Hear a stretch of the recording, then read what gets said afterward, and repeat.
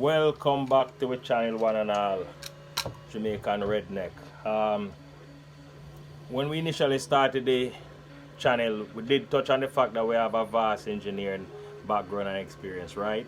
Alright, so here's what we're going to do today. We are going to integrate redneck business with some engineering stuff. So, from me get the rifle here, really like it. I love the hardware and stuff. I love how it look. I'm a brother convinced me. So if you keep the hardware, because me that things if you just go with black tactical. But when I look at it, I say yes, I kind of like the hardware everything. But here, one thing. The pistol grip, very small. Now, I not have real big hands, but my finger them kind of a little bit tall, wink wink. So when I grip, I kind of overlock for my own hand. So I kind of like a more beefier pistol grip. Now, do I like how it look? Yes. Can I live with it? Yes. Is that a deal breaker? No. However, for practicality, when we go to the range, it's probably better if I have something with a little bit more stability and girth when we can hold on to it, because again this is a 7.62 by 39, is a little bit bigger round than the AR, so it kind of give a little bit more recoil. Now, how me overcome that, improvise, overcome and adapt? So I think to myself, alright, research, trying to determine, which is the best options. Look at a few of them. The prices range from roughly $65 up to somewhat, around 150. Again, depend upon the furniture where you want, whether you want wood, you want polymer, whatever type of configuration you want. Now, for me, I touched on earlier that I don't like to go crazy just buying stuff for my sport. This is a sport, this is not a lifestyle. So I like to improvise. So magic word. Guess what? I realize most of the stocks, the pistol grips that are available, are polymers. And guess what polymers are also built on? 3D printers. So, knowing me, what I have done is I've developed two models while I'm at it. A pistol grip for a AK and a pistol grip for the AR. Alright, so stay with me, stay tuned, and I'll walk you through the development. I don't know if you can really see it here, but if you can see it here, you see the two models. So what I've done, I pretty much create prototype two models for both rifles, using the CAD program that I have now. It's a three-step process. The first part of the process is to get the model and modify the model any way you can or want to, and you'll see in the subsequent videos some of the modification that I have integrated into it for my own personal stamp and brand. Now, after that, you have to move to what they call splicing. Now, splicing is where you kind of develop the properties of the model that you're going to build. What I mean by that? Now, some of these selections are the functionality that you have control of. Within the splicing is the density of the material, the orientation of the model, the orientation and such forth. Now, depending on how you orientate it, you get different finishes. Depending on how you set up your structuring, you can get a more refined finish. And again, depending on how you set up your inlays, you can get a more denser model. Now, if I was making these models for sale, let's say airsoft AR, so I would have probably made it with probably 10 or 15% infill, considering that there's not much recoil coming from those rifles. But because I'm just building prototype via AR and AK, I've gone with a zero infill, which I haven't done before, really, to be honest with you. So basically what this have done is extend the build time. If you, and again, you can look at it if you want to go back and do the proportion, extrapolate, 15% to zero. You can see the difference. Probably I could have gotten it done within like 7.5 hours if I had chosen a different infill, but because I chose to go with the zero infill, It takes 7 hours, I think 10 hours, sorry, and 7 minutes, which is not primarily a long time. But the good thing is, both models are being printed in the same build space. What I mean is, I'm building both models at the same time. I'm not building one models, take down the setup, and then go off and then set up again for another. I'm building both, and that is one of the advantages of 3D printing, where you can go ahead and orientate your models how you want, and build 2 3 different type of models, and it's within the same build space, and not having to worry about contaminating like you do with regular machining and engineering processes. Okay, so stay with me, and if you follow through this video, you'll see I'll carry you through the true 3-step process, from modifying the model, to the splicing, and also I bring it through setting up the 3D printer to start the print. So right now I think I'm at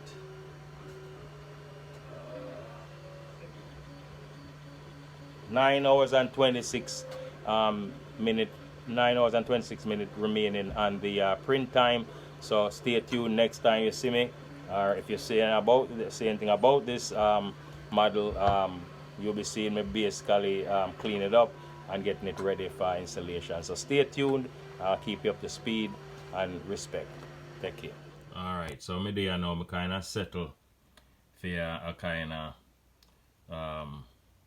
AK and grip. We're going to try print that 3D now. You upon the model, so you can see. So what we are going to do now, so what I'm in the process of doing is to kind of get creative and integrate my brand into the side of the pistol grip. Now if you look close, you can see Jamaican redneck. So what I've done is I use the tool palette, the text, and created my own brand, and then now I'm going to integrate it into the grip. Just watch how I'm going to do that. So I just pull to the side, get it at a nice angle where I can see how deep it going in. Orientation is important, and then now I'm just going to tap to the side until I get it deep enough. Now the reason for this is I am going to join the two objects. Let me look down into it to make sure it's not protruding, and indent it some more so I can get a nice indent into it. So the next process now is to join the two objects, right?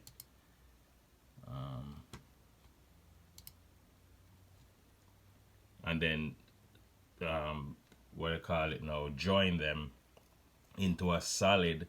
So what happens is the writing here, the brand, going to cut itself into the stock, and I'll show you that in a minute. I can't operate this thing with one hand. It's kind of very difficult doing it. So what I'm going to do now, I'm going to finalize this design by cutting the brand Jamaican Redneck into the pistol grip, and then we'll go ahead and start printing it in a 3D.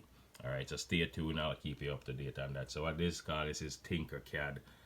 This is pretty much a software that I use to do most of my CAD operation, computer aided drawing. So this allows me to edit some of these models and create the models, and then I'm going to move on to splicing.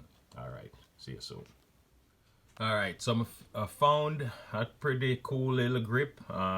Don't kind of care for the markings on it, but I don't have the time to really try to get them out and put in my branding. However, what I have done is I've taken the liberty of modifying this grip by putting on this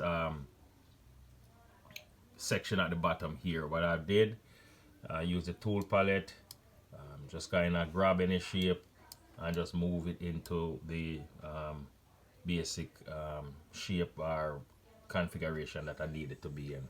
So let me just delete that.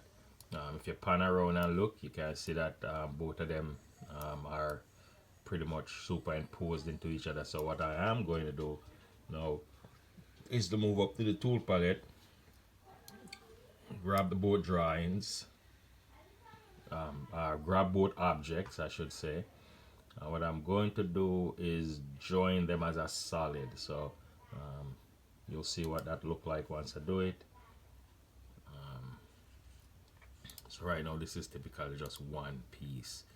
And if I try to, let's just move it anywhere, see it, one piece, it move as an entire piece. So let me just undo that and come back. So right now, as you're looking at it, this is one piece of object. As you see, it just changed color. So what I'm going to do now is import this over into the splicer and start splicing both pieces, both this AR-15 pistol grip and also the AK47 pistol grip. And again, I'll put them on the same table and make them one shot as opposed to running behind. Splicing going to be a little tricky since we expect these models to take a little bit more impact from the rifle. So splicing it, we'll have to get creative, especially in the area of structures and support, and I'll show you when I get into that. All right, stay tuned. Okay, so this is the second part of the process in creating a 3D model. As you can see here, I basically got both models in the same build space, and what I am going to do right now is to splice them. So I'm just orientating a bit so you can see the footprint. I think I might have to adjust this model here, the AK grip, over a little bit more, but let's see. So as far as the meshing concerned, we're going to use probably 5% infill. Now what the infill does is that the infill is about more like the density, how dense it is. Since we might be taking some punishment, I'm going to go with a 0 infill. Now, PLA material I'm using going to be PLA. There's other choices, but PLA is what I have readily available. Let me see. The height, layer height, and all that looks good. Skirt, we're going to drop a skirt on it. The skirt pretty much give it a little layer that you can look at as a protective layer, just to make certain that your model is covered on the bed. As far as supports are concerned, yes, we're going to add support. We're going to add support everywhere that's touching, and we're going to have them in a zigzag. So now what I'm going to do is to prepare the model and see how long it's going to take to build. Now, if the model is not sitting in correctly in the build space, or potentially won't be covered during the build, it will stop the process once I start to perform the process of setting it up for building it on the 3D printer. Now, as you can see here, it says it's going to be a 10-hour build with the material costs and all that, and the material program. Now, what these information are for is basically if you're selling it, you know how much the material costs per meter, and you know how much grams it's going to take to make a part. So you can basically determine what the cost would be if you was building these for someone or building them in a production type environment. So now that the part is meshed and ready and prepared, you can see it how these basically, you can see the support structures running all around it. Basically just looking at it, so basically this is like a preview from how it's going to be built. So stay tuned, I'll keep you up to date on the build. So this is the second stage of the process.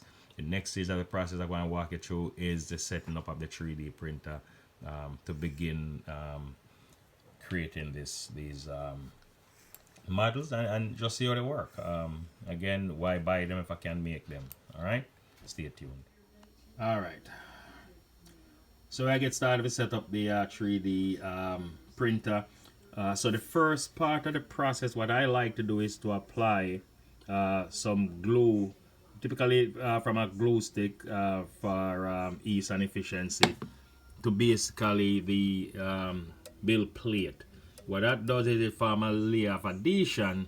So the first layer of the print tack to the build plate and get you a nice firm adhesion and don't move around, because if you don't get a nice adhesion, it can move around. Next part of the process is to level the bed.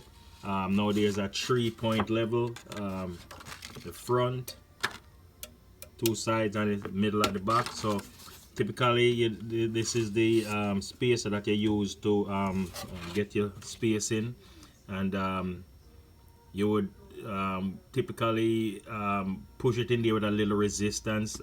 That should be enough, and that will give you a pretty good build. After you complete that, the next part of the process now is to get into preheating the bed and also preheating the filament and changing the filament. Now the last build I used a green filament, so for this build I'm going to use a black filament for this. Okay, it don't look appropriate for the rifle, not to make it look like a joke, kind of really plating. So what we typically do now is to heat the bed, or heat the extruder, sorry. The extruder is this guy here, and that's where all of the thinking occurs. So once that gets heated, you change the filament. And as a matter of fact, before you get into that, let's retract the bed and get it out of the way. So that's complete.